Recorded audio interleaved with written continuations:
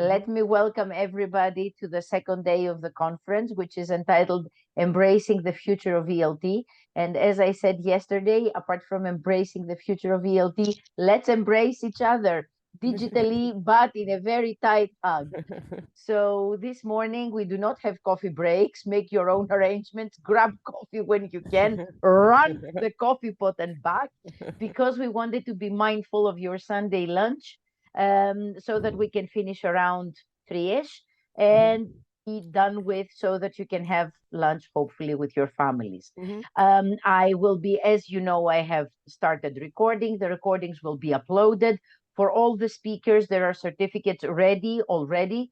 But for those of you who are participating, if you need a certificate of attendance, let me know so that I can send it to you.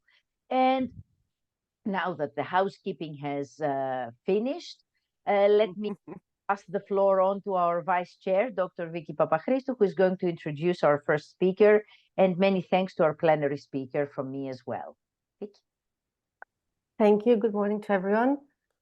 It is with very, very, very immensely great pleasure that I'm going to present Dr. Aristea Ladas. A few things about Dr. Aristea Ladas. She's a cognitive experimental psychologist and assistant professor at City College, University of York campus at the Department of Psychology. She's also a researcher at the Neuroscience Research Center, which is the research hub of City College. She has a lot of experience in working with children with autism and learning difficulties. Her main research interest is the study of consciousness with neuroscientific methods during sleep. In addition, she's interested in neuroplasticity and the dopaminergic mechanisms of affect and behavior. Aristea, thank you so much for being here. The floor is yours. Thank you. Thank you for the honor, actually, of inviting me. It is my pleasure to speak about one of my favorite topics today, about creativity, which lately has been an interest of ours with our team, because we realized how creativity can be used through art interventions from all ages to boost emotional regulation and emotional intelligence. It's amazing. I mean, the power of creativity is amazing. And that's why I decided that it would be very nice to discuss about creativity today, creativity in the classroom specifically. Let me share my screen.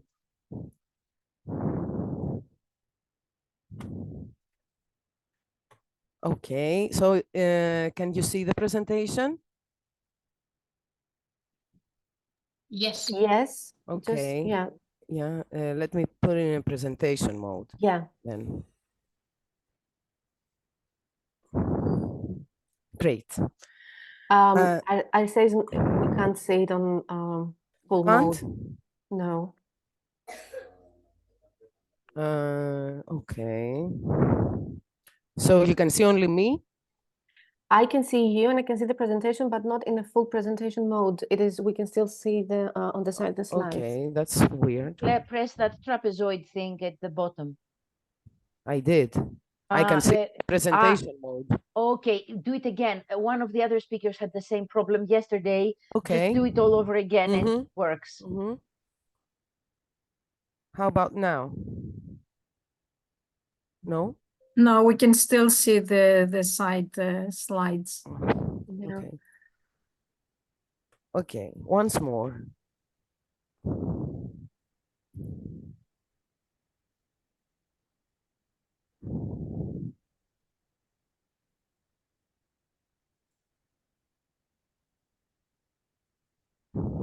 Still the same. Yeah. It doesn't matter. That's fine. Yeah, okay. No worries. We can see that slides change, but we can't see the full mode. I see.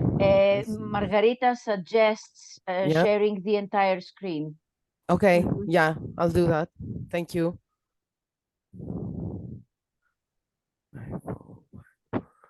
Screen.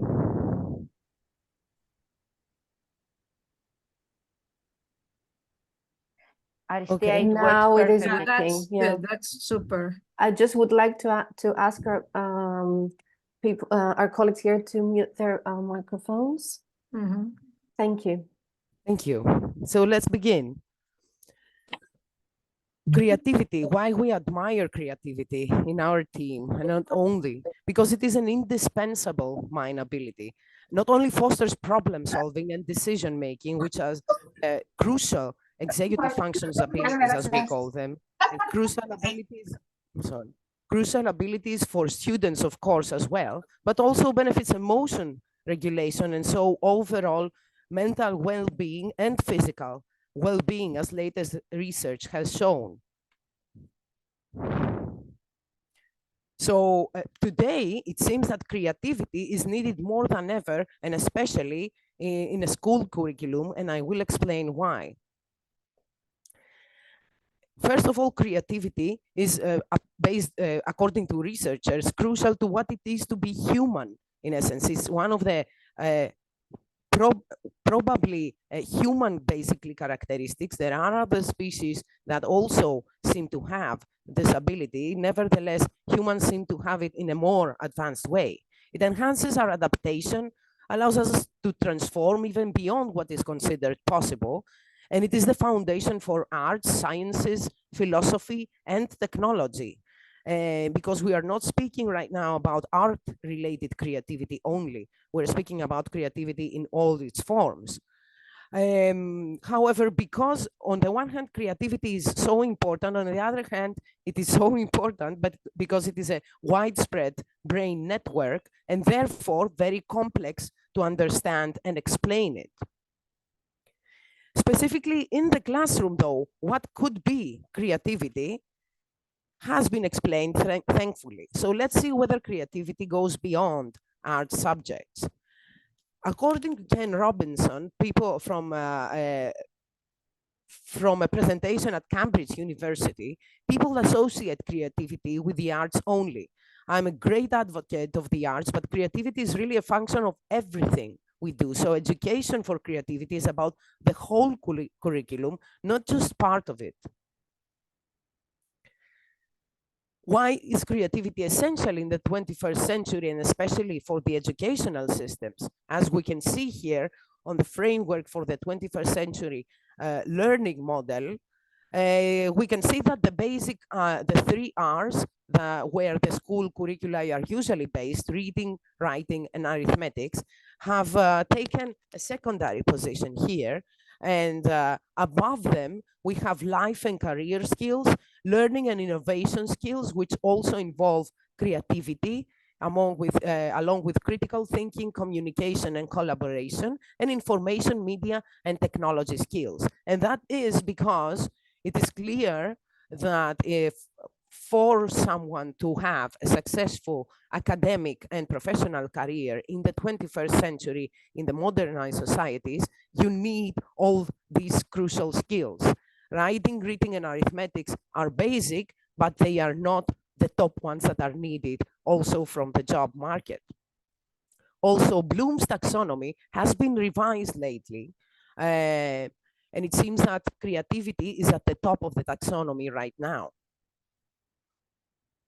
You can see here that originally on the left-hand arrow, the skills were put in the skills required for students to attain so as to have a successful career were in a different position that they are right now. So we can see on the left hand that creativity usually was not included, whereas creativity and creating generally is included at the top of the necessary skills that are needed for students and professionals.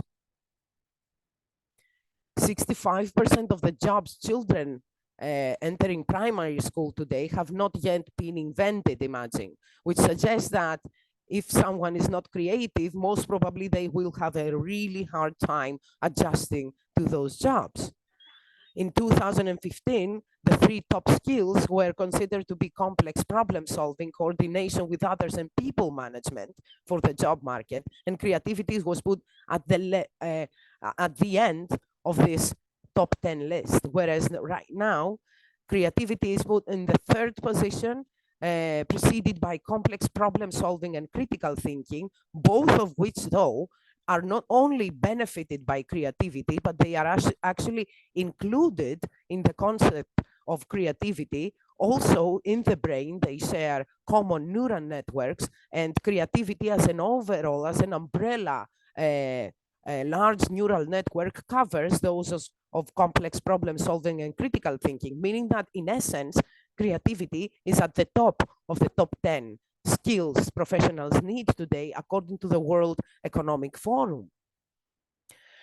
Also, regarding our mental health, it seems that creativity has a highly significant inverse relationship with psychopathology, meaning that the higher the creativity, the lower the psychopathology in the general population. Psychopathology involving all these different conditions. Also, flexibility, abstraction, premature closure, resistance, and all these amazing abilities are most affected by psychopathology, and creativity can protect you against that. In education, scholars have argued that creativity should be actually nowadays a policy priority because knowledge acquisition and testing for it is no longer the premium in education. It is the easiest to teach and test. This suggests actually that it is easier to follow the teaching and testing techniques that we have used so far that are based on teaching the 3 R's of the basic school curricula, instead of trying, instead of trying to find a way to cultivate, not only teach, because creativity cannot be taught per se. Instead of cultivating creativity in our students, which is harder, of course, because it also requires a big amount of creativity on behalf of the teacher. Creativity and critical thinking skills are vital for children and young people's success. Their ability actually to be inquisitive, imaginative, disciplined, collaborative, and resilient. I believe that you can see the relationships between creativity and all these characteristics, maybe apart from the part of discipline. Well, that is because creativity is related to emotion regulation a lot, meaning that emotion regulation is necessary for one to be creative, because during the creative process, emotions are so intense that if you do not control them, you cannot actually engage in a creativity act.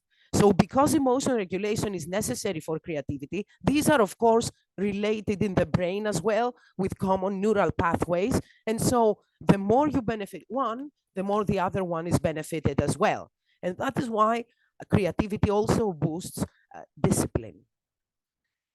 However, to enable and develop creative skills in a learning context, you have first to define, obviously, what they are, which is actually a challenge regarding the construct of creativity, because it's complex and multifaceted.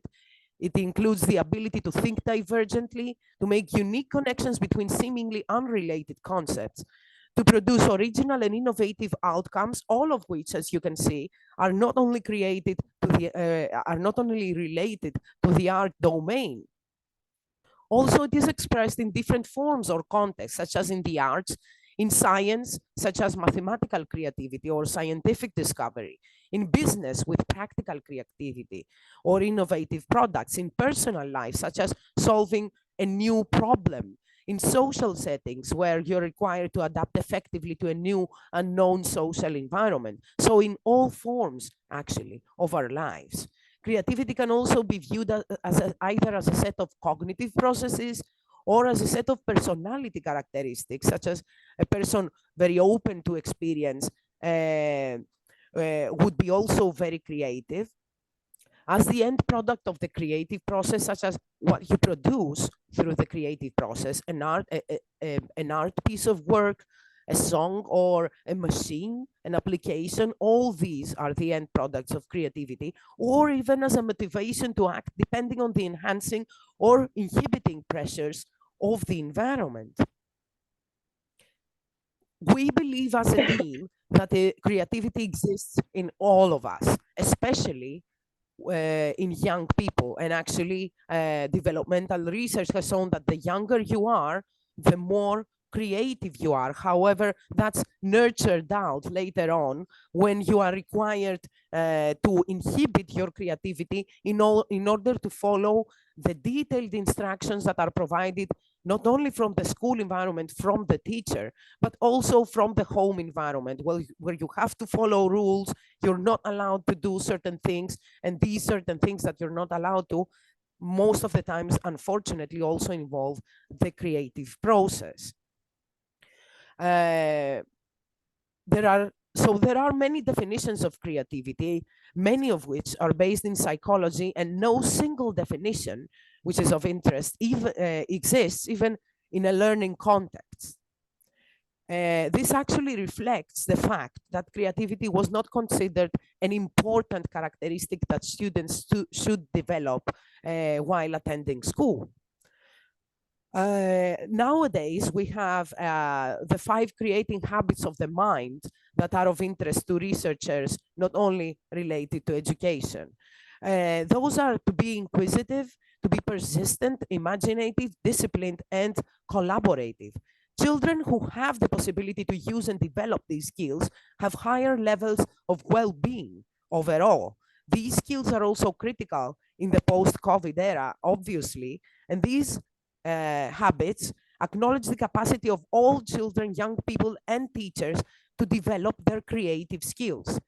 If you carefully analyze each of these skills, you will see that creativity is inherent in them. Within the classroom, arts and creative learning experience create high-functioning learning environments. They have the capacity to engage the whole child so that they're physically, socially, emotionally, and intellectually engaged in the classroom, and not cognitively. Their well-being needs are attending to, and this leads to confident, capable people that would be produced from our educational environment if we invested in creativity. And this is where children are fully engaged in the learning. As a result, they always perform better if the activity that you engage them with involves a creative aspect. It is suggested highly to encourage creative thinking. According to de Bono, breaking out of established patterns in order to look at things in a different way is what it means to encourage creative thinking. It has to be developed through deliberate pedagogical practice, such as students need to be allowed to take risks in completing assignments, which suggests that you have to provide them the freedom to complete the assignment in different ways. Students need to be allowed to try things out, and they need to question and be questioned, but not necessarily expect to find an answer immediately. And that's where the whole creative process actually emerges, because when you don't find the direct answer and you are interested in finding the answer, then creativity is activated so that you can engage in that new problem and engage in in problem solving, which is boosted by creativity. For example, one of the basic tasks that could be given to students could be to ask them to draw 9 dots arranged in 3 sets of rows, and to ask them to draw 4 straight lines which go through the middle of all the dots without taking your pencil off the page. We use this method also in certain neuropsychological testing. An end result could be this one. So this is the basic strategy that could be used, as you can see. So you begin from this dot. However, the interesting thing about this task is that there are many different strategies that the student could use to solve it. So these are the creative small projects that are suggested for earlier stages of the elementary school to start engaging students in the creative process. A question is that, can we encourage creativity in an examination-orientated culture, which is something of highly debatable nowadays, actually, and would be of interest if we would be able to discuss it today as well.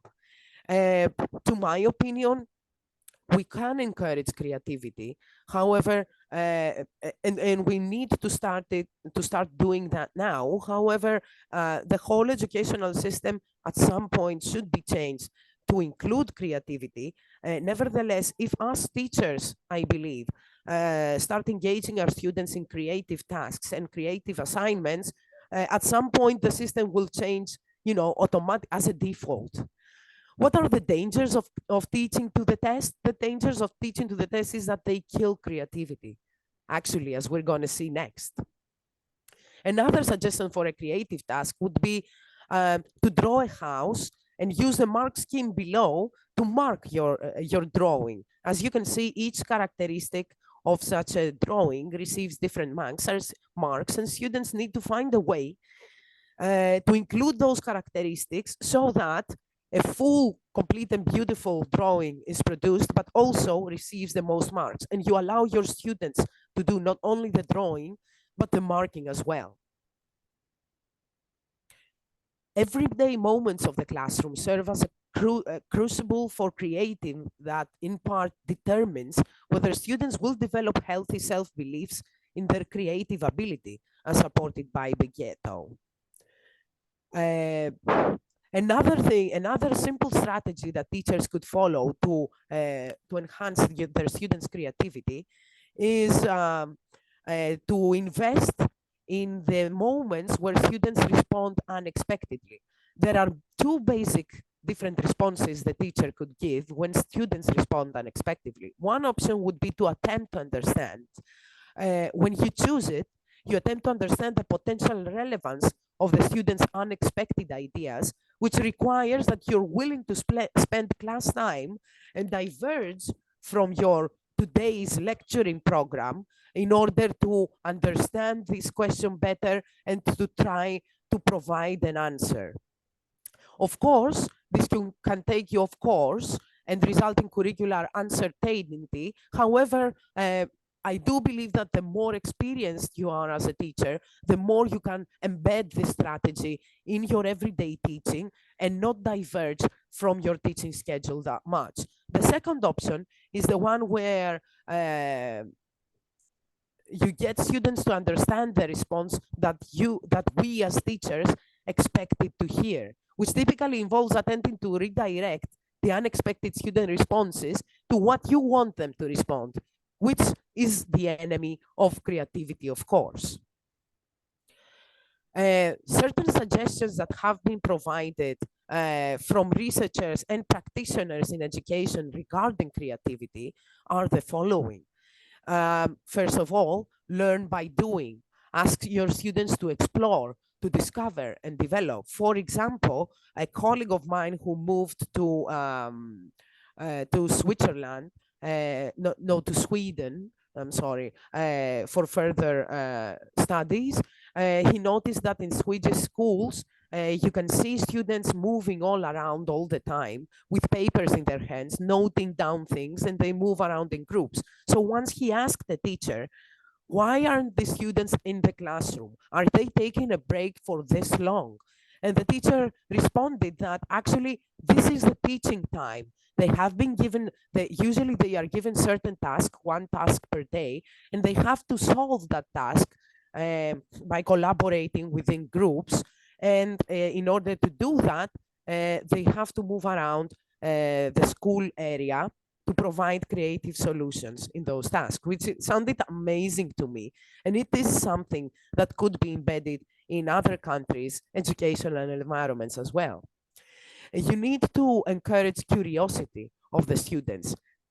We always, as teachers, try to make our classes as interesting as possible to our students. There will be times that the topic taught today will not be of interest to everyone, of course. However, what about asking students to find out things about today's class? Wouldn't that encourage curiosity? Also, there are always certain aspects in what we teach that are not that clear, and that's where we could ask students to help and try to find solutions by themselves. Excuse me. Παιδιά. You always have to allow failure of your students, because if they do, because first of all, when you use your creativity in order to bring solutions to a certain problem, those solutions will not always be the ones that provide an actual solution to the problem, meaning that you will also fail. But in order to learn from that failure, we have to allow them to fail. And next time, believe me, they will be even more creative.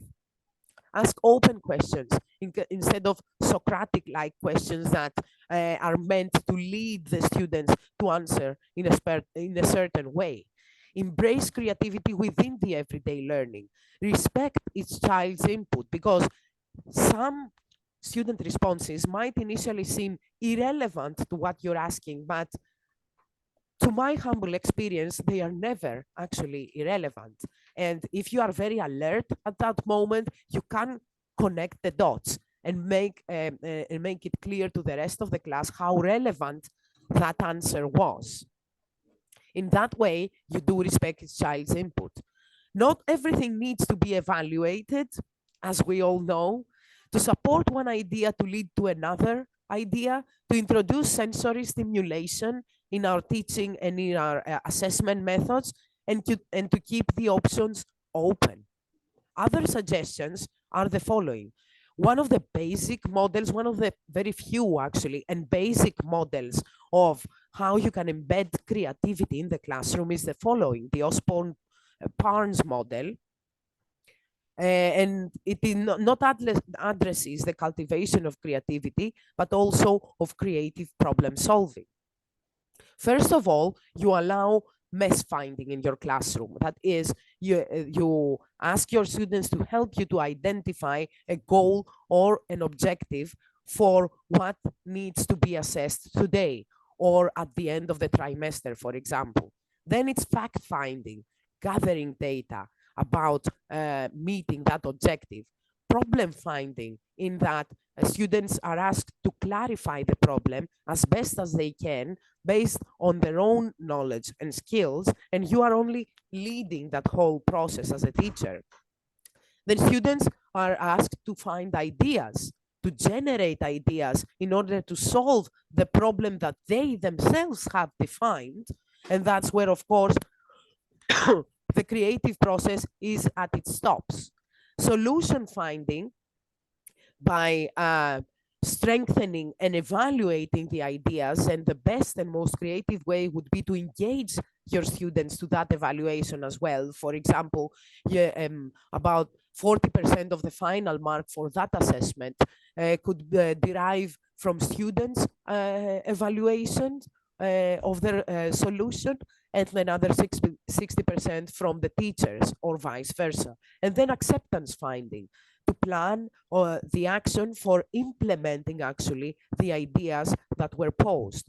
So this suggests that instead of the typical assessments in the form of projects, portfolios, are the best ones when you want to cultivate the creativity of your students, because they also take place throughout the semester or throughout the teaching trimester, and students may follow these steps week by week, so that they end up with the most creative response to the problem that they actually described.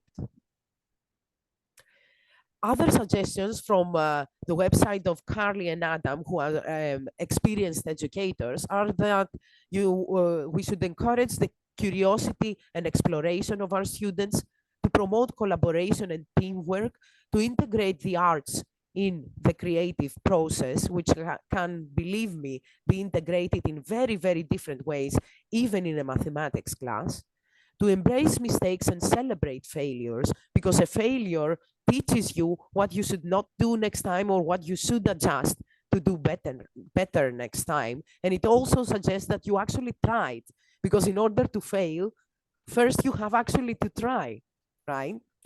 To teach creativity problem-solving techniques to your students, to provide time for reflection, to allow your students to understand what they have done well, what they could have done better, and what they are planning to do for the future, and to try to be a role model of creativity for your students.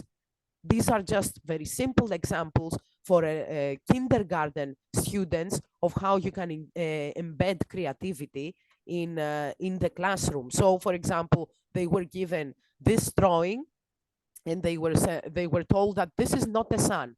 What if it wasn't the sun? What could it be? Or what if this was not an ice cream? What could it be? So, or what if this is not a heart? So you can see that you can start cultivating students' creativity from actually very early on. A final point is that creativity is integral to children's play. First of all, let's not forget, as educators who engage with children of all ages every day, that play for the early elementary school ages is crucial for the development of creativity and the development actually of a healthy personality.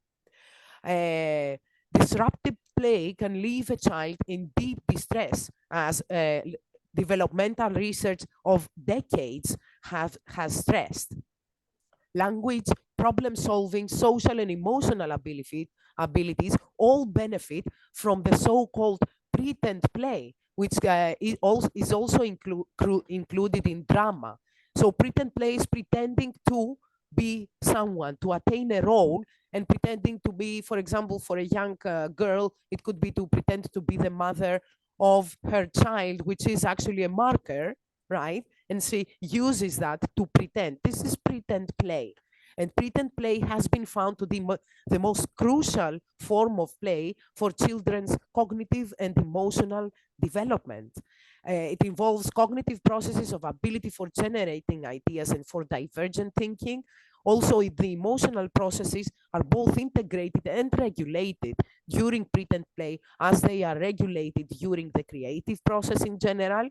And creativity and emotional regulation develop in a collaboration to help a child grow into a self-controlled, mature adult, and pretend play is crucial actually for achieving that. Overall, there are strong relations between creativity and emotion regulation, mainly in the context of pretend play. So since research for has accumulating evidence on the value of pretend play in boosting creativity and overall regulation and well-being, we could take advantage of that for our classrooms to involve activities of pretend play or drama for our students, even for older students.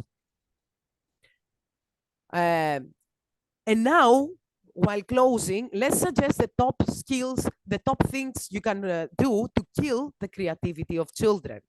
First of all, to offer the solution. So question, Miss, is this like that and that? Yes, it is. No, it's not. To insist that the project is done your way, to tell them what and how they create is wrong, for example, to take over their creations and correct them instead of providing constructive feedback to allow your students to correct them, to expose children only to structured activities, which is what us parents unfortunately do nowadays, that we expose them to highly structured activities all the time so that we keep them busy because we believe that that benefits their cognitive system. It does up to a point, but if you do not allow creativity, those cognitive abilities are going to reach only a certain level. To be afraid to allow children to feel bored is another characteristic of today's parents, unfortunately. And if a child does not first feel bored, they will not start engaging the creative process, because the creative process also requires effort. And as beings, as all beings in nature, following the principle of entropy, we will not engage in effort unless something pushes us, motivates us to do so. Boredom could be is such a motivation, actually. Lack of confidence, to create students and young people with lack of confidence, because many people shy away from creative activities because they do not consider themselves an artist, for example. Students who feel discomfort with uncertainty are less likely also to engage in the creative process. To compare yourself with others, or for the teacher or the parent to compare the students with the other students. To cultivate the fear of failure in your classroom. to involve self-judgment a lot. These are the best ways to kill children's creativity. The 5 C's, for one to remember what are these strategies of killing creativity, are conformity, comparison, competition, constraints, and control. However, according to Armstrong from the American Institute for Human Learning and Development, as adults, we need to honor the dignity of the child when they create, value it as among the most important things human beings do, and help create both the inner psychological and outer structural conditions where creative work can flourish. There is a whole argument, I'm sure that you are aware of that very famous TED talk by Sir Ken Robinson on the argument that school kills creativity. That's a very valid argument, actually. However, it does depend on us teachers on whether we will have a classroom that kills creativity or whether we will have our students engaging in the creative process, even with today's very limiting educational systems in terms of creativity. The best way to predict the future is actually to invent it. So creativity is the most crucial aspect of today's education.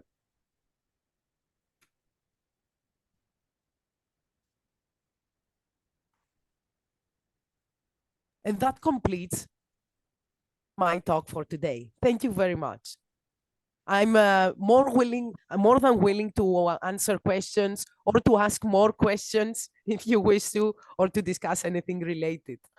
Thank you so much, Aristea, for the very enlightening presentation, as always. I just happen to know Aristea very well. Thank collaborated, you. Thank you. And that's amazing. While you were presenting, my brain went poop, and I just reflected on how many times my creativity was killed. Yeah. And I also reflected on how many times I have killed creativity with my students. Me too. Guilty. Guilty, yeah. And I couldn't help but wonder, what can we do to help not to kill creativity? And I think that we are trying hard not to, but as you said, there are other things that sometimes don't help us, like the educational system. Exactly. Which in Greece, I'm not very optimistic. I don't know about you guys. But we will try. I mean, the future is there, actually, and we're all here because we believe in that. Mm-hmm. Exactly. And I know all the colleagues that are here are trying to do their best. They're highly creative. And I hope that we can improve it somehow. Thank you so much for also the activities that you have mentioned. And the idea I tried to find given activities us. that can be included in the class, that can actually be included, not in an ideal classroom, but in an everyday classroom, you know. And maybe they were rather abstract. The suggestions were rather abstract, but if you see some activities, you know, if you Google creative activities for the classroom, you will find some things that actually can be included within the very constrained teaching time that you have. But there are things that you can do. And I believe that if each and every one of us starts embedding the creative tasks and cultivating the creative potential of our students, at some point, the educational system will change by itself, actually. Hopefully, yes. Yeah. I particularly like the idea with the drawings, because I think that this can be applied also to teenagers, because there you can see their concerns, and that was really, I will try to use that. Yeah, and I would be very interested in seeing the results. Actually, we use drawings when we assess children especially for difficult issues such as dysfunctional family environment, cases of abuse, even sexual abuse. We use drawings to tell us what's going on, actually, because still, even children of middle school ages, their creative process has not been limited that much, has not been killed totally. So you can see many things through their drawings. Have you also used this kind of technique with teenagers?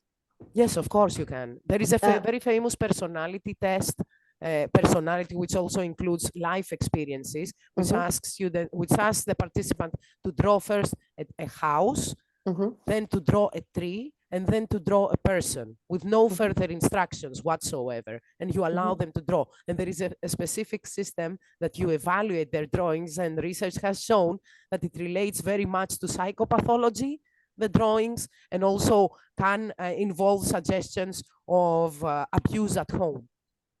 Okay, that is very useful. Yeah, I think that we could all find ways somehow to combine this with teaching of English and related, for example, Definitely. to social issues, which is used now in Definitely, it just requires more preparation on behalf of the teacher, right? All these activities, you have to think hard of how you can actually embed them and not to seem irrelevant to today's class, to try to cover what needs to be covered, which is the basic challenge for us teachers, I believe, but at the same time, allow for the students to be creative. So it requires more effort on behalf of the teacher preparing the whole thing. But the end result is so rewarding every time that I have used it, that then you are willing to do that again. That's true. Thank you so much. If only we could train also parents sometimes. I'm not a parent yet, but I think that parents also need some kind of training in terms of creativity, because maybe in the process of growing up, we have lost it. And maybe we need to find it again to help our kids, our students, boost that. That would be amazing. Yes, I believe that not only the educational system, but our whole societies need to become aware of how important creativity is and why we should cultivate it to our kids and how we can do that. It's not only the schools that are not aware of that. It's the whole societies that are so highly structured right now, because societies, cultures are a living organism. They can no longer avoid seeing that creativity is essential. So since we are in a difficult position to accept that, yes, we have killed creativity so far as societies, and we have to start doing something about it, I believe that now it's the time to introduce creative tasks in the classrooms.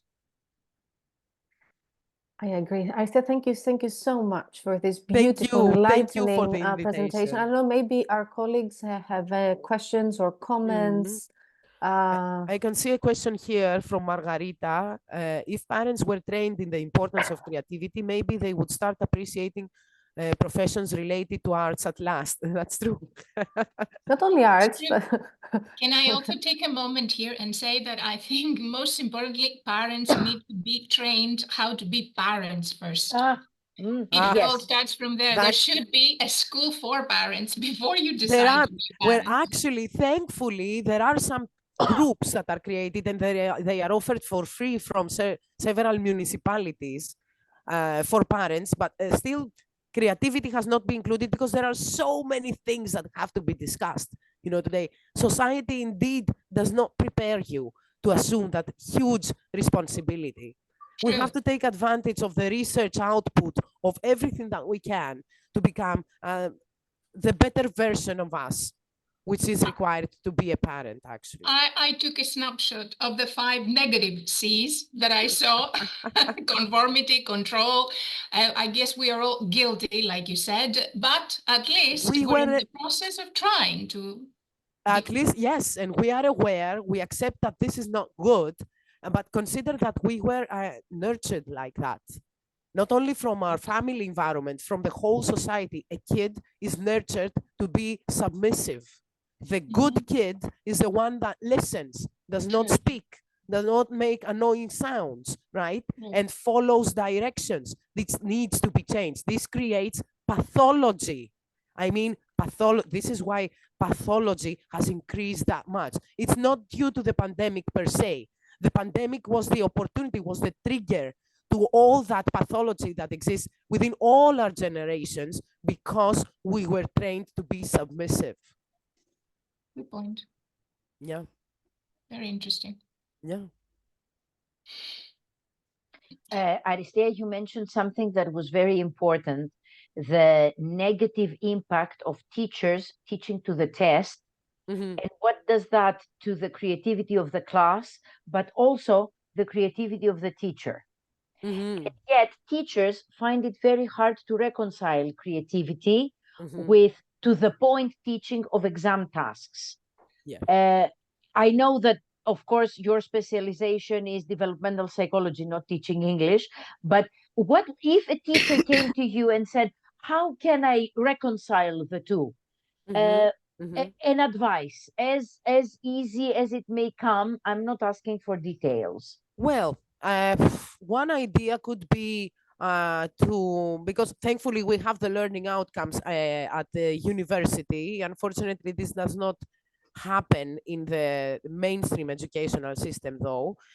Because we have the learning outcomes, you know, you could put these as the goals, separate them in groups, separate them in groups and ask them to suggest what kind of information or what kind of activities they would need in order to attain goal 1, goal 2, goal 3. Ask themselves to suggest. And maybe next time come with several ideas on what could be done to attain those goals, which goals are the learning outcomes in essence. And maybe you could provide some suggestions of different things that they could do to attain the goal set with regards to the learning outcome. So for example, if I have a learning outcome that by the end of the semester, students need to be able to discuss the basic theories that are presented during the semester in my class, maybe I could ask them to create an electronic file, like an e-portfolio, to include in there videos, whatever presents those theories that will be presented in class. So that could be something that requires creativity on behalf of the children and is directly related to one of the learning outcomes of your class. But the creative process engages the teacher and the students a lot.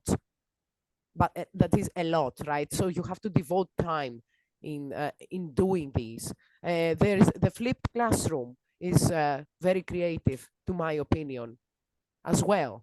There are different ways. There are different teaching strategies that we already use, such as the flipped classroom or a Vygotskian classroom, that involve the creativity a lot. It's just that we have not realized it. I hope I answered your question. Aristea, thank you so much. And thank you so much for taking the time on a Sunday morning. Thank you. Thank you for the Kathy- honor. I really Kathy enjoyed has it. Posted, thank you. It was an honor for us. Kathy has posted a comment. Once the Ministry of Education encourages art, maybe then the parents would embrace them. Yeah. True point, vicious circle, as Margarita Well, says. Yeah. But we're still at the point where parents see art classes as, oh, my kid is not talented and this is going to ruin their average. Or they're wasting their time with art classes They're instead of wasting- being taught mathematics. For and Christ's sake, STEM, this needs to and be STEM. changed. This Mhm. mentality needs to be changed. We already know that several of our colleagues who teach English in primary schools are being bullied by the teacher of the class to change their grades so that the grade of the English doesn't spoil the average and the kid who is supposed to be the excellent. Like, we cannot accept that a kid who is brilliant in Greek might not be so brilliant in Yes. languages. Yes, and that's okay. And that's okay. Right? Allow failure. Allow failure, exactly. But we are still not there.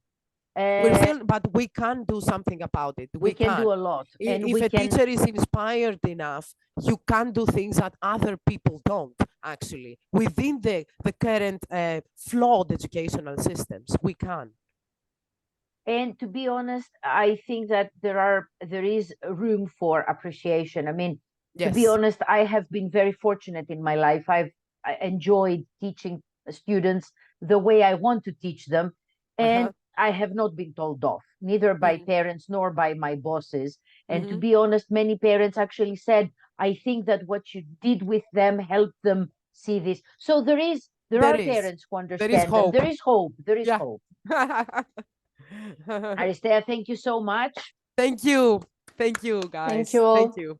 I would like to Oh. kindly ask you to mute your microphones when you don't speak, because there's this extra noise and somehow it's Yep. you know it messes up with the whole I thing. need Thank you. to stop the recording so that we can move to the next presenter who is joining us currently. I'm not going to close the room. I will just stop the recording.